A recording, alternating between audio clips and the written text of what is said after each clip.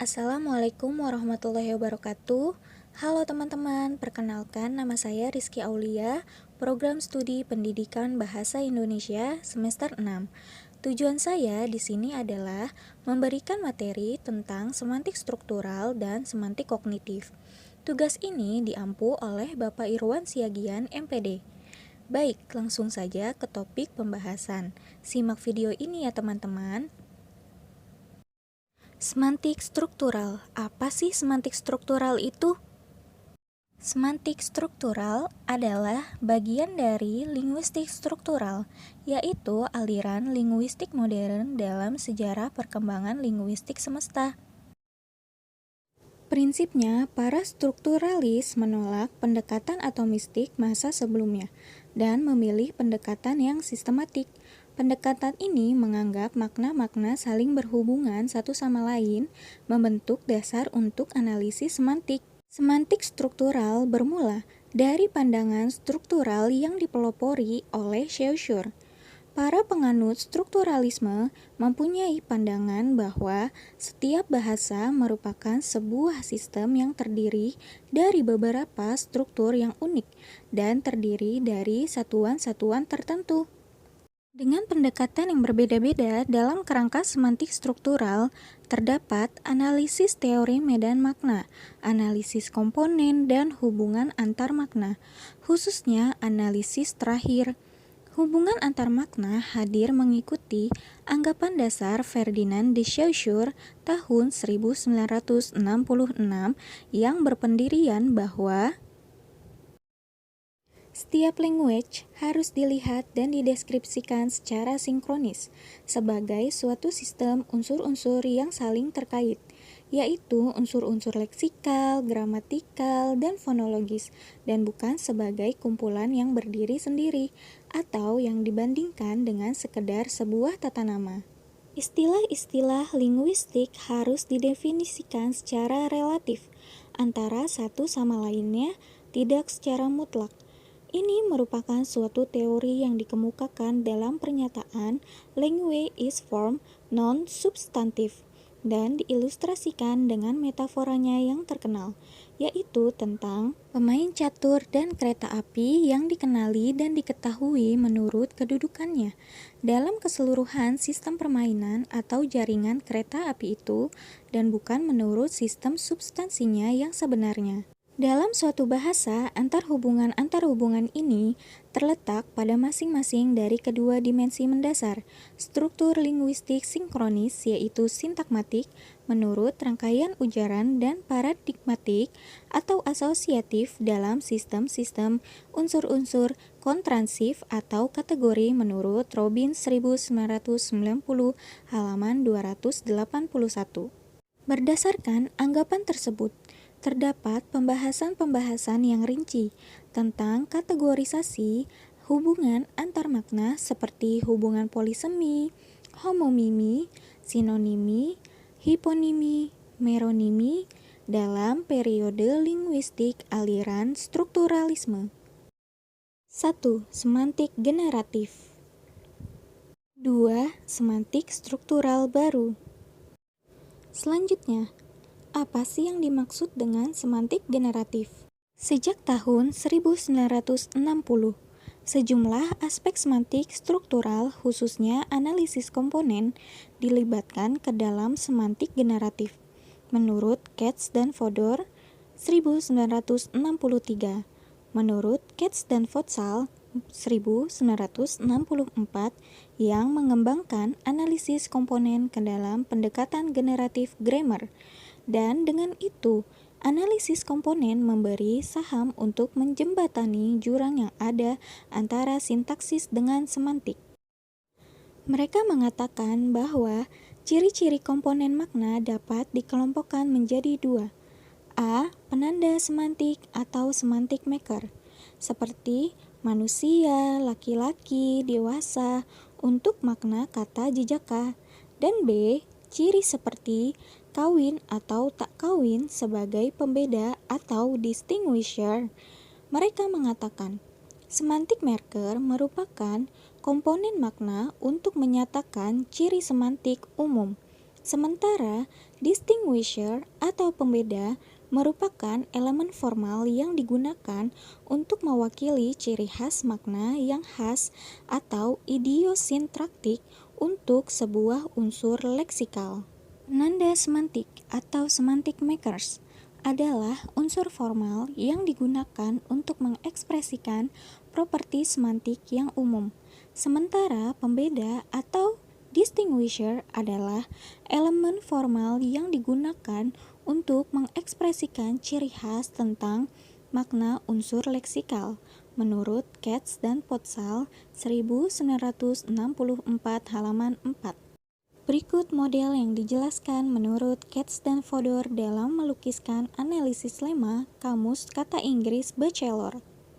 Bachelor nomins, manusia, laki, orang yang tak pernah kawin.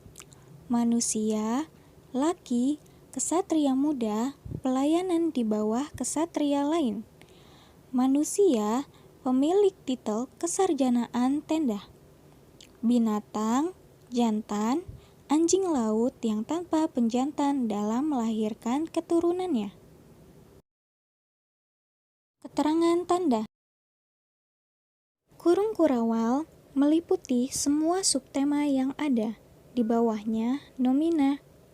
Kurung biasa atau penanda disebut semantic marker. Kurung siku atau pembeda disebutnya semantic distinguisher. Selanjutnya, semantik struktural baru. Ada bermacam-macam pendekatan kontemporer yang mengembangkan pikiran-pikiran pokok semantik struktural yang dilakukannya sesudah hadirnya semantik generatif. Aliran ini membangun ide-ide strukturalis seperti ide struktur semantik dekomposional atau relasional, tetapi tidak mengikuti formulasi yang dibangun oleh semantik generatif. Aliran ini dikenal dengan semantik struktural baru atau neostrukturalis semantik. Selanjutnya, semantik kognitif. Apa sih yang dimaksud dengan semantik kognitif? Semantik kognitif adalah bagian dari gerakan linguistik kognitif. Semantik adalah studi tentang makna linguistik. Semantik kognitif berpendapat bahwa bahasa adalah bagian dari kemampuan kognitif manusia yang lebih umum, dan karena itu hanya dapat menggambarkan dunia sebagai orang yang membayangkannya. Secara implisit, bahwa komunitas linguistik yang berbeda memahami hal-hal sederhana dan proses di dunia secara berbeda atau budaya yang berbeda. Belum tentu ada perbedaan antara dunia konseptual seseorang dan dunia nyata, atau keyakinan salah. Prinsip utama dari semantik kognitif adalah 1. Tata bahasa itu memanifestasikan konsepsi dunia yang dipegang dalam suatu budaya. 2.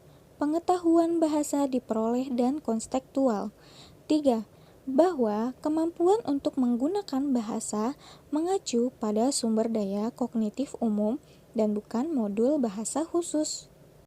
Sebagai bagian dari bidang linguistik kognitif, pendekatan semantik kognitif menolak pemisahan linguistik tradisional menjadi fonologi, morfologi, sintaksis, pragmatik, dan lain-lain. Alih-alih, ia membagi semantik menjadi konstruksi makna dan representasi pengetahuan. Oleh karena itu, semantik kognitif mempelajari banyak bidang yang secara tradisional dikhususkan untuk pragmatik maupun semantik. Aliran semantik kognitif berorientasi pada pendekatan psikologis dan kognisi yang berkembang sejak 1980. Inovasi yang diperoleh aliran ini berkaitan dengan makna kata, antara jaringan atau semantic frame menurut Graetz tahun 2010 halaman 14. Semantik kognitif berpendapat bahwa bahasa adalah bagian dari kemampuan kognitif manusia yang lebih umum, dan karena itu hanya dapat menggambarkan dunia sebagai orang yang membayangkannya.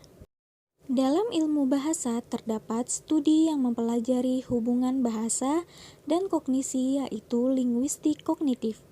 Linguistik kognitif menurut Evans dan Green tahun 2006 adalah studi yang mempelajari bagaimana seseorang berpikir akan sesuatu yang diujarkan melalui bahasanya. Definisi tersebut selaras dengan pendapat Chuykens dan Giraitz tahun 2012 bahwa linguistik kognitif merupakan hubungan antara bahasa dengan fungsi kognisi seseorang. Kognisi setiap orang digunakan untuk mengetahui dan mempelajari segala sesuatu yang ada di dunia ini. Oleh karena itu, setiap konsep yang ada di dunia dapat dimaknai secara kognitif oleh seseorang dan konsep tersebut dapat berbeda karena dipengaruhi oleh budaya yang berbeda-beda. Kajian dalam linguistik yang membedah mengenai makna-makna disebut semantik kognitif. Evans tahun 2007 mendefinisikan semantik kognitif sebagai studi yang mempelajari makna-makna yang ada pada kognisi seseorang atau interpretasi pada kognisi seseorang. Salah satu fokus utama kajian ini adalah metafora. Metafora merupakan gaya bahasa yang mengonsepkan satu konsep ke konsep yang lain. Metafora konseptual dikemukakan oleh Lakoff dan Jensen tahun 2003 yang merupakan analisis dari konstruksi mental berdasarkan prinsip analogi yang melibatkan konseptualisasi suatu unsur kepada unsur yang lain. Kata lain, metafora merupakan mekanisme kognitif di mana satu ranah pengalaman atau ranah sumber dipetakan kepada ranah pengalaman lain atau sasaran, sehingga ranah kedua sebagian dipahami dari ranah pertama. Dalam metafora, mengindikasikan antara transfer dari satu konsep ke konsep lainnya.